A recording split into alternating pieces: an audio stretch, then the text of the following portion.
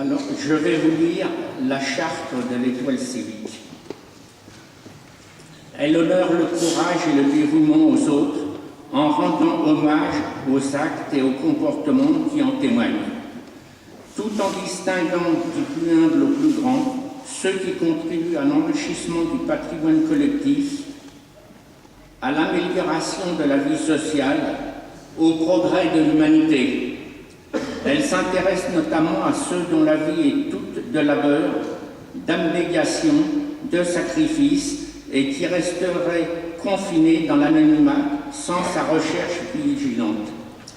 L'Étoile civique a pour objectif essentiel l'amélioration du sort des individus, quel que soit leur âge, leur nationalité, leur couleur, leur état social, en prenant en compte leurs intérêts moraux et matériels dans le cadre de la famille humaine, du monde du travail et du temps libre ainsi que de leur environnement, la défense des droits de l'homme, le respect des devoirs du citoyen, par référence expresse pour les uns et les autres à la Déclaration universelle qui les définit, faire rayonner le prestige national.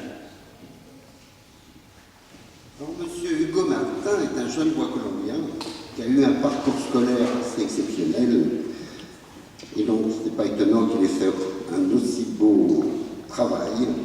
Mais en tout état de cause, qu'il soit félicité, et c'est avec grand plaisir que je lui remets ce diplôme.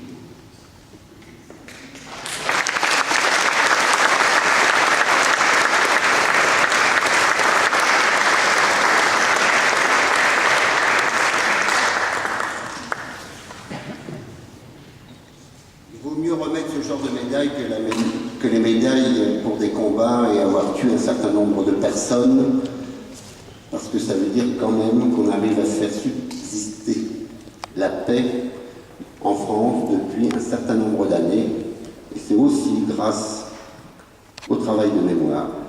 Donc merci à toutes et à tous, et comme je le dis toujours, le moment le plus agréable d'un discours, le buffet est ouvert. Pour partager... Ah, il fait un discours, pardon. Monsieur Hugo Martin fait un discours, j'avais oublié. Donc vous allez encore patienter avant de boire le verre de la nuit. Monsieur le maire, chers amis, lorsque la mémoire titube, l'homme est à genoux. Ces dernières années sourdit dans les discours et là un nouveau mal, la banalisation, cette ténébreuse ciguë au XXIe siècle qui éclot ce qu'au XXe fut le négationnisme, plus fallacieuse même, plus menaçante encore, plus funeste, enfin. Banaliser la Shoah, c'est la comparer avec ce qui n'a aucune commune mesure, le monde du travail pour tel film, une action politique contemporaine pour tel syndicat. C'est de ce fait trop en parler, et dans de mauvaises conditions qui desservent l'intérêt de sa mémoire, créant de fausses idées ou perpétuant d'anciennes.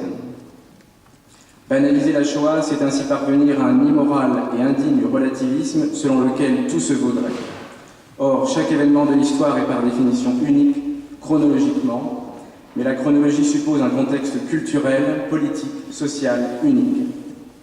Il n'est possible, en toute rigueur, de comparer ce génocide qu'avec les autres génocides de l'histoire, ce qui ne fait que renforcer son unicité.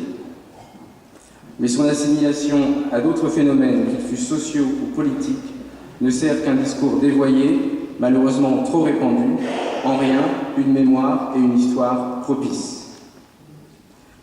La banalisation crée des conflits, moraux d'abord, physiques ensuite, qui tuent une seconde fois ceux qui partirent où l'on ne revient pas et qui blessent de nouveau ceux qui en sont pourtant revenus. La seule lumière qui fait décliner cette ombre est l'éthique. Elle apaise la pléthore, elle écrit le silence, elle sauve la dignité. C'est le combat de notre siècle. Si les conflits provoquent le surplace ou la fuite en arrière, la mémoire éthique est la voie médiane, le seul chemin au marché, comme l'homme de Giacometti qui, de son humble prestance, avance vers son devenir. Afin d'atteindre cet idéal, afin qu'Auschwitz ne soit pas qu'un mot ou qu'une photographie, il faut aller voir avant d'écrire. Voilà le seul moyen. dans l'objectivité du lieu et dans la sensibilité de l'intime, de ce double choc seul naîtra l'éthique. Ainsi, je veux remercier Monsieur et Madame Friedman, l'association Fonds Mémoire d'Auschwitz et nos professeurs d'histoire, particulièrement du lycée Albert Camus, représenté aujourd'hui par son proviseur et des collégiens, qui organisent de tels indispensables voyages. Je veux remercier l'association de l'Étoile civique qui honore cette haute démarche de l'éthique et suivant un fil que j'espère solide aujourd'hui, humblement veillé et entretenu par les vestales de notre jeune génération, par nos paroles, par nos images, par nos mots. Et si c'est une nécessité, et si c'est un espoir, et si je dis tout cela, c'est parce que chaque peuple est responsable de ses morts et que l'on juge de sa grandeur, peut-être d'abord au tombeau de papier et d'encre qu'il leur creuse. Je vous remercie.